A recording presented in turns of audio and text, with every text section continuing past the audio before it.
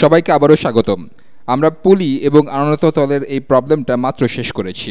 আমরা এখান থেকে আরেকটা জিনিস বের করতে চাই, কারণ এই ব্যাপারটা বেশ মজার। তারপর আমরা আরেকটা প্রবলেম সলভ করব, যেটা করে আপনারা বেশ মজা পাবেন। আমি গত ভিডিওতে সবশেষে যেটা বের করেছিলাম তা হলো এই পুরো সিস্টেমটাই উপরে ডান দিকে ত্বরণ লাভ করবে। ত্বরণ হবে 4.13 মিটার পার সেকেন্ড স্কোয়ার। এই প্রবলেমের দ্বিতীয় অংশটা হলো এই দড়ি বা তারের উপর কত টান কাজ করছে। এক্ষেত্রে প্রথমেই আপনি বলতে পারেন ব্যাপারটা বেশ জটিল, এই জিনিসটা তো আর স্থির অবস্থায় নেই, এই জিনিসটা তো ত্বরণ লাভ করছে, আমি কিভাবে এটা বের করব। আপনি এভাবে চিন্তা করুন, এই সিস্টেমের যে কোনো একটা অংশ নিন, ধরে নিন এখানে 20 কিলোগ্রাম ভর ছাড়া আর কিছুই নেই।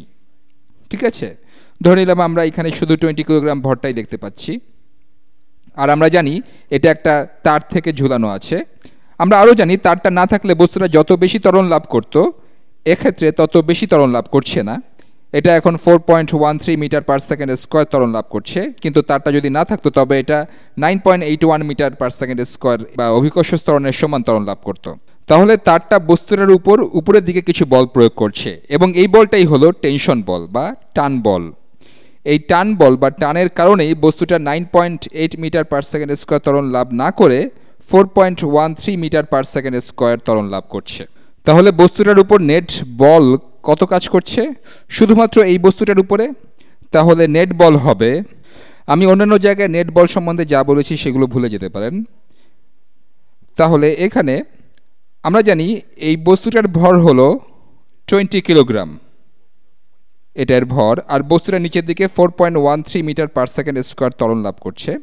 তাহলে নেট বল হলো 20 গুণ 4.13, তাহলে 4.13 গুণ 20 সমান 82 আচ্ছা ধরলাম 83 নিউটনস। 83 নিউটনস নিচের দিকে। আমরা জানলাম নেট বল হলো নিচের দিকে 83 নিউটনস। আমরা আরও জানি টেনশন বল বা টান যোগ অভিকর্ষজ বল। অভিকর্ষজ বল এখানে কত? এটা হলো এখানে বস্তুটার ওজন। তাহলে তারের টান উপরের দিকে কাজ করছে যোগ অভিকর্ষজ বল সমান নেট বল। আমি এখানে যেভাবে বলেছি তাতে টেনশন হবে একটা নেগেটিভ সংখ্যা, কারণ আমি নিচের দিকে সংখ্যাটাকে পজিটিভ ধরেছি। তাহলে নেগেটিভ সংখ্যাটা হবে উপরের দিকে।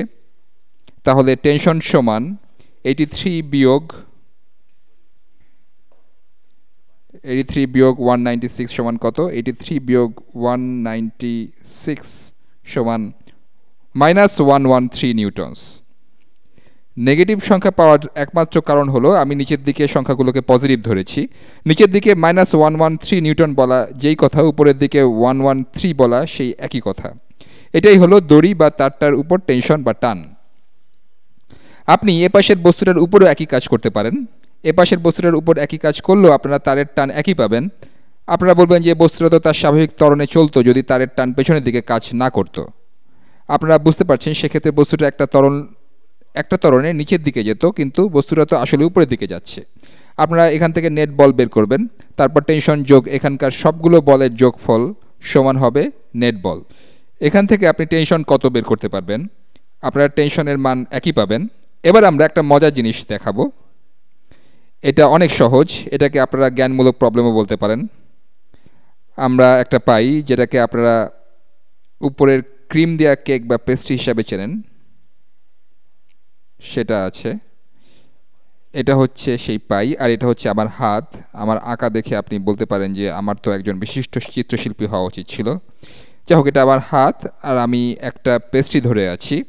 আমি এই পেস্ট্রিটা একজন মানুষের মুখে মাখিয়ে দিতে চাই।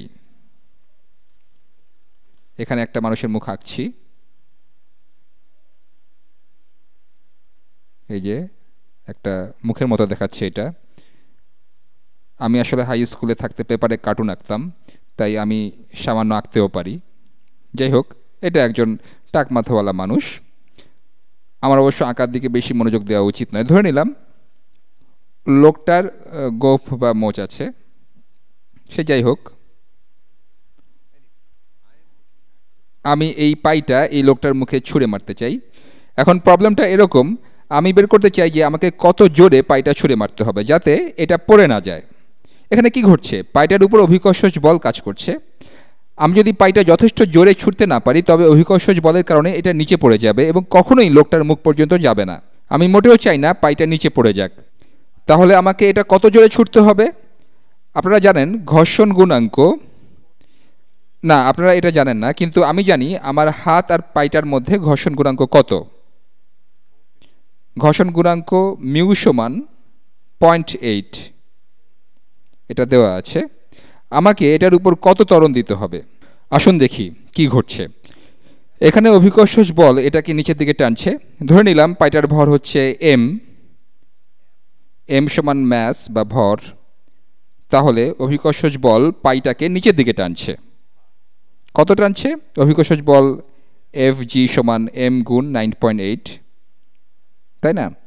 অভিকর্ষজ বল এখানে m গুণ 9.8। এই পাইটাকে যদি নিচের দিকে পড়তে দেওয়া না হয় তাহলে পাইটার উপর নেট বল কত হবে? আমরা জানি সেক্ষেত্রে পাইটার উপর নেট বল 0 হতে হবে। তাহলে এই অভিকর্ষজ বলকে নিষ্ক্রিয় করবে কোন বল? এটা হবে ঘর্ষণ বল। তাহলে এখানে উপরের দিকে ঘর্ষণ বল কাজ করবে, কারণ ঘর্ষণ বল সবসময় বস্তু যেদিকে চলে বা চলতে চায় তার বিপরীত দিকে কাজ করে। তাহলে আমাদের ঘর্ষণ বল অভিকর্ষণ বলের চেয়ে বড় বা এর সমান হবে না। না, আসলে ঘর্ষণ বল যদি বড় হতো তবে পাইটা উপরের দিকে চলা শুরু করত। ঘর্ষণ নিজে কোনো বস্তুকে মুভ করায় না, বরং এটা কোনো বস্তুর গতিকে বাধা দেয়। আমি এটা ঠিক করে লিখছি। তাহলে ঘর্ষণ বল সমান হবে একইভাবে 9.8 গুণ m ম্যাস। যদি ঘর্ষণ গুণাঙ্ক 0.8 হয় তবে আমাকে কত বল প্রয়োগ করতে হবে? এক্ষেত্রে আমাকে যে বলটা প্রয়োগ করতে হবে সেটা হবে নর্মাল বল। বলটা পায়ের নিচের দিকের অংশের সাথে লম্ব হবে। এখন আমার হাতটাই এক্ষেত্রে আনত তলের পৃষ্ঠের মতো কাজ করছে। তাহলে এটা হলো নর্মাল বল Fn। আবার আমরা জানি ঘর্ষণ বল সমান ঘর্ষণ গুণাঙ্ক গুণ নর্মাল বল। আমি আর ভিন্ন রং ব্যবহার করছি না। আবার আমরা বের করেছি ঘর্ষণ বল সমান 9.8 গুণ ভর। তাহলে 9.8 মিটার পার সেকেন্ড স্কোয়ার গুণ ভর 9.8 m, এটা হলো ঘর্ষণ বল। এটা সমান হবে ঘর্ষণ গুণাঙ্ক গুণ নর্মাল বল। মনে রাখবেন এক্ষেত্রে নর্মাল বলটা হলো আমি যেই বলে পাইটা ঠেলছি সেটা। আমরা জানি এটা 0.8, তাহলে 9.8 গুণ ভর। এটা মিটার নয়, এটা ম্যাস বা ভর, সমান 0.8 গুণ নর্মাল বল। তাহলে আমরা পাবো নর্মাল বল সমান 9.8 গুণ ভর ডিভাইডেড বাই 0.8। 9.8 ডিভাইডেড বাই 0.8 সমান কত? 9.8 ডিভাইডেড বাই 0.8 সমান 12.25। তাহলে আমাকে যে নর্মাল বল প্রয়োগ করতে হবে তা হলো 12.25 গুণ ভর। তাহলে আমি এই বলটাই প্রয়োগ করছি। আমরা পাইটার ভর কত তা জানি না, তাহলে আমি পাইটার উপর কত ত্বরণ দিচ্ছি? আমরা জানি বল সমান ভর গুণ ত্বরণ। এটা হচ্ছে বল 12.25 m। এই বলটা সমান ভর গুণ পাইটার ত্বরণ। আমরা একই পাই নিয়ে কথা বলছি, তাই এর ভর এখনও m আছে। আমরা এই সমীকরণের উভয় পক্ষ হতে m বাদ দিয়ে দিতে পারি। তাহলে যেই হারে আমাকে পাইটার বেগ পরিবর্তন করতে হবে বা পাইটার উপর আমাকে যে ত্বরণ দিতে হবে সেটা হলো 12.25 মিটার পার সেকেন্ড স্কোয়ার। তাহলে আমাকে আসলে 1g এর চেয়ে বেশি ত্বরণ প্রয়োগ করতে হবে, তাই না? g হলো অভিকর্ষজ ত্বরণ। অভিকর্ষজ বলের কারণে বস্তুর উপর 9.8 মিটার পার সেকেন্ড স্কোয়ার ত্বরণ প্রযুক্ত হয়। তাহলে আমাকে যা করতে হবে তা হলো আমাকে পাইটার উপর বল প্রয়োগ করে এতে 12.25 মিটার পার সেকেন্ড স্কোয়ার ত্বরণ দিতে হবে। এটা 1g এর চেয়ে কিছু বেশি। এটা করলে পাইটা নিচে পড়ে যাবে না এবং নর্মাল বল যথেষ্ট পরিমাণ ঘর্ষণ যোগান দিবে এবং পাইটা টাক মাথাওয়ালা মানুষটার মুখ পর্যন্ত পৌঁছাবে। পরবর্তী ভিডিওতে আবার দেখা হবে।